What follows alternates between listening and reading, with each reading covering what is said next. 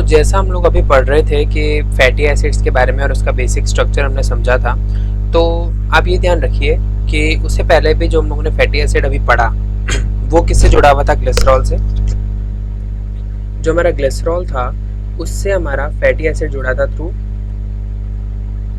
एक लिंकेज से जुड़ा था, जिसको हम लोग ने कहा था एस्टर लिंकेज। वैसे ही अगर ग्लिसरॉल से फॉस्फेट जुड़ता है तो वो जिस लिंकेज से जुड़ता है that is the phosphodiester bond. और ग्लिसरॉल या फिर किसी बैकबोन के साथ अगर हमारा मोनोसैकेराइड या ओलिगोसैकेराइड जुड़ेगा तो वो जुड़ेगा थ्रू ग्लाइकोसिडिक लिंकेज। तो phosphodiester bond, glycosidic linkage and ester bond आपको ध्यान रखना है। अब ये हम लोगों ने एक टिपिकल जो है ये 3 फैटी एसिड्स हम लोगों ने यहाँ पर जोड़ के देखे हैं और इसे हम लोगों ने बना के देखा है कि ये कैसा बनता है। तो इस पूरे स्ट्रक्चर को हम लोगों ने क्या कहा? इस पूरे स्ट्रक्चर को हम लोगों ने कहा ट्राई एसाइल ग्लिसरॉल। क्योंकि अभी हम लोग स्ट्रक्चरल लिपिड्स पढ़ रहे थे, स्ट्रक्चरल लिपिड्स के अंदर हम लोगों को ट्राई एसाइल ग्लिसरॉल पढ़ना था और इसके अंदर जो एक यूनिट होती है फैटी एसिड, उसके बारे में हम लोगों ने पिछली वीडियोज़ में देखा। तो इस स्ट्रक्चर में हम लोग देखते हैं कि क्या होगा अगर 3 फैटी एसिड्स की यूनिट को, सिमिलर फैटी एसिड्स की जो 3 यूनिट्स हैं उसे अगर हम लोग जोड़ दें। तो जैसे कि ये 3 हमारी फैटी एसिड्स की यूनिट है। अब यहाँ पर देखिए फर्स्ट वाला जो है वो 18 कार्बन का है और उसमें 0 डबल बॉन्ड्स है। इसको हम कहते हैं स्टीरोइल और ये हमारा इस फर्स्ट कार्बन से जुड़ा है। सेकेंड वाले को देखिए, सेकेंड वाले के अंदर हमारे पास टोटल 18 कार्बन्स तो हैं लेकिन डबल बॉन्ड्स 2 हैं और कौन कौन सी पोजीशन पे है? 9th पे है और 12th पे है। तो इसको हम लोगों ने क्या बोला था? लिनोवेट। तो अगर लिनोवेट ग्रुप इस पे जुड़ा है तो इसको हम कहेंगे 1 स्टीरोइल 2 लिनोलेओइल। और तीसरा देखिए थर्ड वाले पे क्या है? हमारे पास 16 कार्बन्स है और कोई डबल बॉन्ड नहीं है, तो इसको हम लोग कह रहे थे पाल्मेटॉइल। तो पाल्मेटॉइल का स्ट्रक्चर जो है हमारा ये वाला है। तो फर्स्ट हमारा होगा स्टीरोइल, लिनोइल ऑयल, फिर उसके बाद पाल्मेटॉइल। तो 1 2 एंड 3, उसके बाद ग्लिसरॉल। तो ये हमारा टिपिकल ट्राइएसाइल ग्लिसरॉल का नोमेनक्लेचर और स्ट्रक्चर हो सकता है। अब बात करते हैं कि लिपिड्स में से और कार्बोहाइड्रेट्स में से किसका ज़्यादा एडवांटेज है। अब लिपिड्स के अंदर हम लोगों ने अभी बोला स्टोरेज लिपिड्स की बात कर रहे थे और स्टोरेज लिपिड्स में या स्टोरेज के लिए या तो लिपिड्स यूज़ कर सकते हैं या फिर कार्बोहाइड्रेट्स। अब लिपिड अगर यूज़ करें तो हमारा ट्राई एसाइल ग्लिसरॉल होगा TAG, नहीं तो हम लोग कार्बोहाइड्रेट्स को as a energy storage use करेंगे। तो हम ये देख रहे हैं कि लिपिड्स और कार्बोहाइड्रेट्स में से कौन सा ज़्यादा बेटर है स्टोरेज के लिए। तो देखते हैं कुछ पॉइंट्स। अगर आप TAG के कार्बन एटम्स को देखते हैं तो वो ज़्यादा रिड्यूस्ड है as compare to the carbohydrates, क्योंकि कार्बोहाइड्रेट्स में तो एक बॉन्ड तो यहीं पर ही आ जाता है, तो यहीं से हमारे पास एक ऑक्सीजन तो यहीं आ गया, तो ये मोर और लेस ज़्यादा ऑक्सीडाइज्ड है। लेकिन जो लिपिड्स है ट्राई एसाइल ग्लिसरॉल्स, उसके अंदर कार्बन जो है वो रिड्यूस्ड है, तो उनका जब ऑक्सीडेशन होगा तो वो ज़्यादा एनर्जी प्रोवाइड करेंगे। तो यानी कि ओवरऑल TAG जो है वो ज़्यादा एनर्जी प्रोवाइड करेंगे देन कार्बोहाइड्रेट्स। वैसे ही जैसे 1 मॉलिक्यूल ग्लूकोज के अंदर से हमारे पास 38 ATPs निकलते हैं, वैसे ही 1 मॉलिक्यूल अगर हम लोग पामिटेट का लें तो उसमें 129 ATP मॉलिक्यूल्स का रिलीज होता है। तो एनर्जी के फॉर्म में ज़्यादा कौन दे रहा है? लिपिड दे रहा है, यानी कि ट्राई एसाइल ग्लिसरॉल। दूसरा देखिए, क्योंकि लिपिड्स हमारे हाइड्रोफोबिक होते हैं तो हमें इसके लिए वाटर की ज़रूरत नहीं है, बिना वाटर के भी हम इसे बॉडी में स्टोर कर सकते हैं। और तीसरा, लिपिड जो है वो कोल्ड एनवायरनमेंट्स में हीट के अगेंस्ट में हीट को अपनी बॉडी में से बाहर निकलने नहीं देंगे।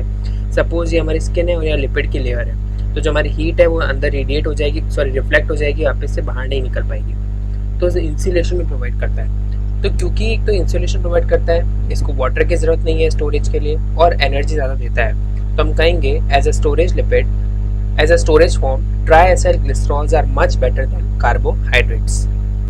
अब बात करते हैं सेकेंड टाइप के लिपिड की। पहले हम लोगों ने स्टोरेज लिपिड्स पढ़ लिए जिसमें TAG के बारे में पढ़ा, अब हम पढ़ते हैं मेम्ब्रेन लिपिड्स के बारे में। तो लिपिड्स अगर मेम्ब्रेन में रहते हैं तो we know that they exist as a bilayer. बाहर की तरफ हमारे पास पोलर हेड्स होंगे दोनों साइड पे और अंदर की तरफ हमारे पास जो है वो नॉन पोलर टेल्स प्रेजेंट होंगे, तो ऐसे बाइलेयर के फॉर्म में रहेगा। Which do not allow the passage of molecules to them. Now membrane lipids are amphipathic। Amphipathic का मतलब हम लोगों ने फर्स्ट वीडियो में समझा था, जिसके अंदर एक पोलर ग्रुप भी प्रेजेंट है और साथ में एक हमारे पास नॉन पोलर चेन भी प्रेजेंट है। तो नॉन पोलर हाइड्रोफोबिक टेल भी है और पोलर हाइड्रोफोबिक हेड भी है। यहाँ देखिए ऊपर वाला पोलर है, अंदर वाला नॉन पोलर है। अब अगर हम लोग मेम्ब्रेन लिपिड्स के टाइप्स देखें तो पहला आ जाता है ग्लिसरो फॉस्फोलिपिड्स, स्फिंगोलिपिड्स, स्टीरॉल्स। अब इनको हम तीनों को डिटेल में पढ़ेंगे। सबसे पहले देखते हैं ग्लिसरो फॉस्फोलिपिड्स क्या होते हैं। जैसा कि अगर आपको याद हो, ग्लिसरो फॉस्फोलिपिड्स के अंदर हम लोगों ने क्या बोला था, ग्लिसरॉल के ऊपर हमारे पास 2 फैटी एसिड्स थे। तो अगर हम इसका स्ट्रक्चर ड्रॉ करना चाहें तो उसका स्ट्रक्चर किस टाइप का था। अगर ये हमारे पास ग्लिसरॉल है, इसको प्लेन पेज पे ड्रॉ करते हैं, तो हम लोग क्या देख रहे थे, हमें देखना था ग्लिसरो फॉस्फोलिपिड्स। अब ग्लिसरो से क्या मतलब है, ग्लिसरो से मतलब है कि ग्लिसरॉल की बैकबोन है, 3 कार्बन्स की बैकबोन है, उस पे फॉस्फोलिपिड है, यानी कि 2 पोजीशन पे तो हमारे पास फैटी एसिड्स ही थे और एक पोजीशन पे हमारे पास PO4 था जो कि फर्दर एक अल्कोहल को अटैच करके बैठा था। तो ये हो गया हमारा ग्लिसरो फॉस्फोलिपिड।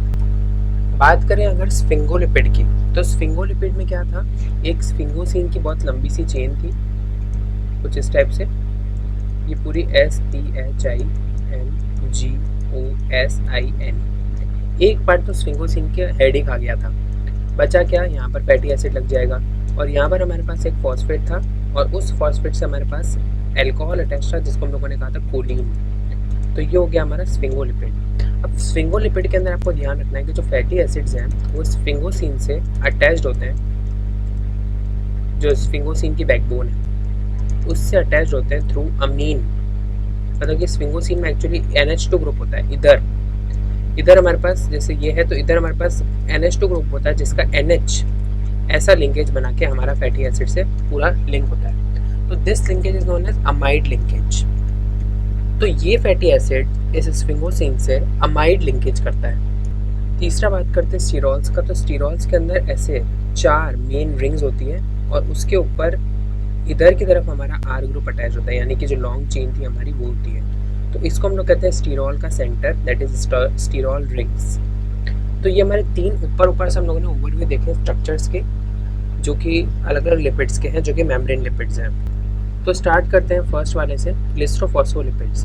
इसको हम लोग फॉस्फोग्लिसराइड्स भी कहते हैं। इसके अंदर 2 फैटी एसिड्स होते हैं जो कि फर्स्ट और सेकंड कार्बन के, ग्लिसरॉल के फर्स्ट सेकंड कार्बन से एस्टर लिंकेज करते हैं। जो पोलर ग्रुप होता है वो हमारा फॉस्फोडाइएस्टर बॉन्ड से लिंक्ड होता है टू द थर्ड कार्बन।